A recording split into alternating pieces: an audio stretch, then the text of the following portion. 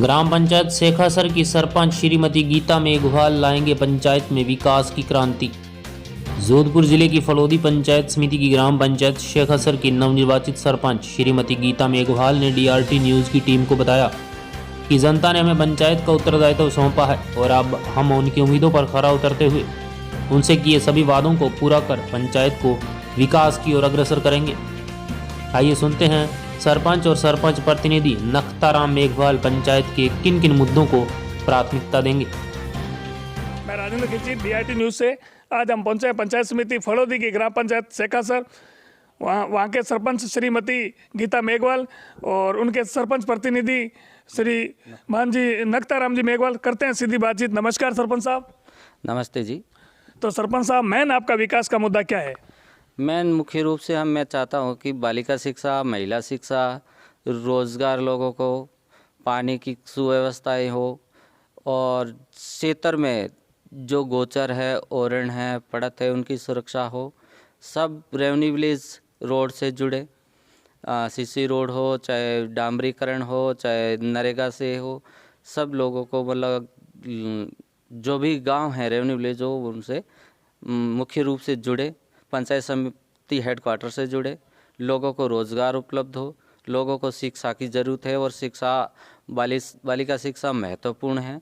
आज के युग में शिक्षा नहीं है तो कुछ भी नहीं है। तो मैं विशेष रूप से शिक्षा, स्वास्थ्य, रोज़गार, पानी, इन मुद्दों पर विशेष रूप से ध्यान दूंगा।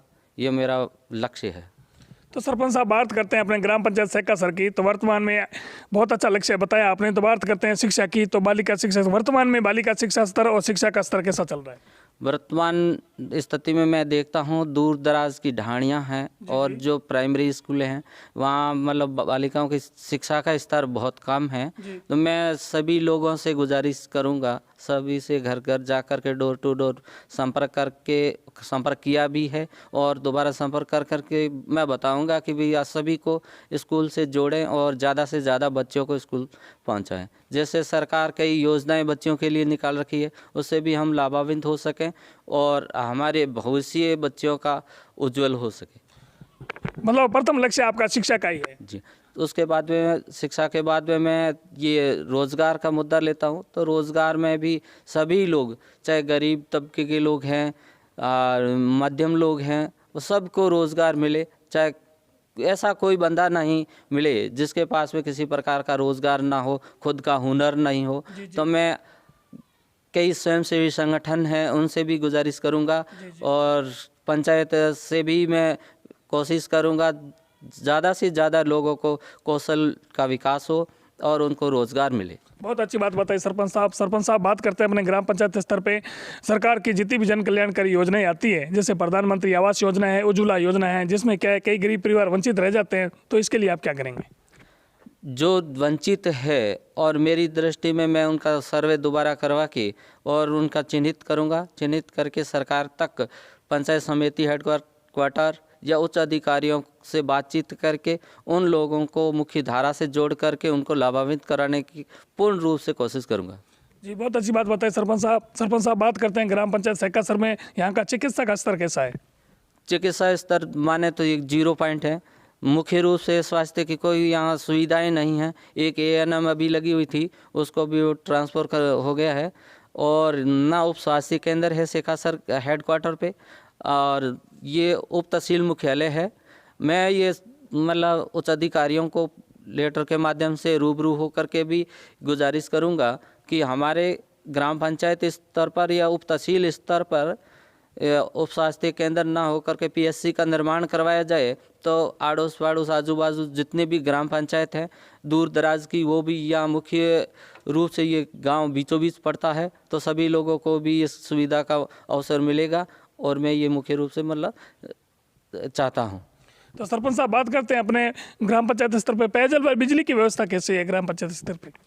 पेयजल की भी कई ढाणियाँ जो मीठे पानी से नहीं जुड़ी हुई है, तो उनको नहर से जो भी पाइपलाइनें निकलती है तो उच्च अधिकारी या PSD विभाग से संपर्क किया है और भी करके उन लोगों तक मीठे पानी की व्यवस्था सुचारू करवाऊंगा और जो बिजली से कई लोग ऐसे हैं, कई ढाणियाँ ऐसी है जो विद्युत विभाग ये विद्युत लाइन से नहीं जुड़ी हुई है, तो उनको भी जुड़ाने की मैं पूर्ण रूप से कोशिश करूँगा। तो अभी वर्तमान में एक विकट समस्या बनी हुई है पेयजल और बिजली की। बिल्कुल, कई ऐसी परिस्थितियां हैं जहां पानी की समस्याएं हैं, ट्यूबवेलें हैं, सरकार द्वारा अभी तक उसका करीब 2 साल से भुगतान नहीं हो पा रहा है।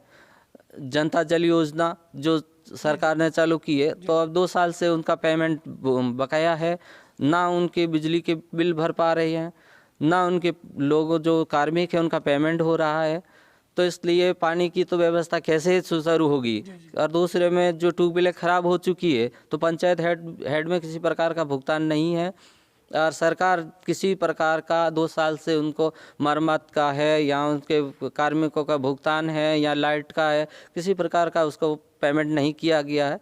इसलिए मैं मतलब बहुत चिंतित हूँ, और मैं सरकार से गुजारिश भी करता हूँ कि वो हमें इस समस्या का समाधान करावें, और उन लोगों का मानदेय है, लाइट का है, और इसका रिपेयर का बजट प्रदान करेंगे, तो ये मतलब सरकार तक हम मतलब ये समस्या का समाधान हो सकेगा। बहुत अच्छी बात बताई सरपंच साहब। बात करते हैं कि पेयजल और बिजली की बहुत एक विकट समस्या बनी हुई है जो शेखासर ग्राम पंचायत दूरदराज ढाणियों में बसा हुआ है। तो सरपंच साहब बात करते हैं ग्राम पंचायत स्तर पे तो यहाँ का एक मिनट करते हैं। तो सरपंच साहब यहाँ का ग्राम पंचायत स्तर पे ग्रेवल व सीसी रोडों का निर्माण कैसा है? ग्राम स्तर पर सीसी रोड तो है, पहले से कई करवाई है, परंतु कई वंचित मोहल्ले भी हैं, और उसमें भी हम चाहते हैं कि सीसी रोड का निर्माण हो, और ये भी करवाऊंगा। दूसरे में जो नरेगा से काम है वो भी वंचित है, उसको। तो सरपंच साहब बात करते हैं ग्राम पंचायत शेखासर की, तो यहाँ पे ग्रेवल व सीसी रोडों का निर्माण कैसा है? यहाँ सीसी रोड निर्माण के लिए भी मैं मतलब ग्राम पंचायत जो भी हेड है उसे सीसी रोड निर्माण का कार्य कराऊंगा। वो भी मतलब अभी ज़रूरतमंद है। और जो ग्रेवल रोड है, कई क्षेत्रों में ग्रेवल रोड नहीं है, वहाँ भी नरेगा से ग्रेवल रोड स्वीकृत करवाऊंगा, और लोगों को रोज़गार भी मिलेगा, और आवागमन के साधनों की भी वहाँ दिक्कत नहीं होगी। तो अभी वर्तमान में ग्रेवल रोडों को भी एक विकट समस्या बनी हुई है। बिल्कुल ग्रेवल सड़क की बहुत ही समस्याएं हैं। हमें आने जाने में बरसात होती है तो बहुत मुसीबत होती है। करीब मतलब 4-5 किलोमीटर का मतलब दूर घूम के हमें जाना पड़ता है पंचायत हेडक्वार्टर।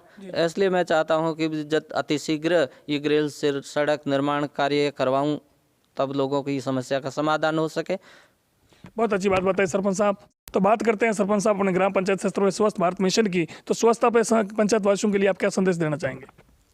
सरकार द्वारा स्वच्छता संबंधित कई योजनाएं चालू की गई है। उन योजनाओं का मैं ग्राम स्तर पर क्रियान्वयन करने में बहुत रूप से मतलब महत्वपूर्ण भूमिका निभाऊंगा, और प्रत्येक वार्ड पंच को पूर्ण जिम्मेवारी से ये काम कराऊंगा, और उन वार्ड पंचों को भी मैं निर्देशित करूंगा या निवेदन करूंगा कि अपने क्षेत्र में ज़्यादा से ज़्यादा स्वच्छता रहे, और उसमें सरकार की योजनाएं लागू करवाएं। ये मेरा मुख्य उद्देश्य है। बहुत अच्छी बात बताई सरपंच साहब। सरपंच साहब बात करते हैं ग्राम पंचायत स्तर पर कोविड-19 कोरोना महामारी जो अपने पंचायत स्तर पे नहीं, पूरे डिस्ट्रिक्ट में, स्टेट में नहीं, पूरे वर्ल्ड क्षेत्र में पैर पसार चुकी है। तो कोरोना पे पंचायत वासियों के लिए आप क्या संदेश देना चाहेंगे? उसके संबंध में लोगों को मतलब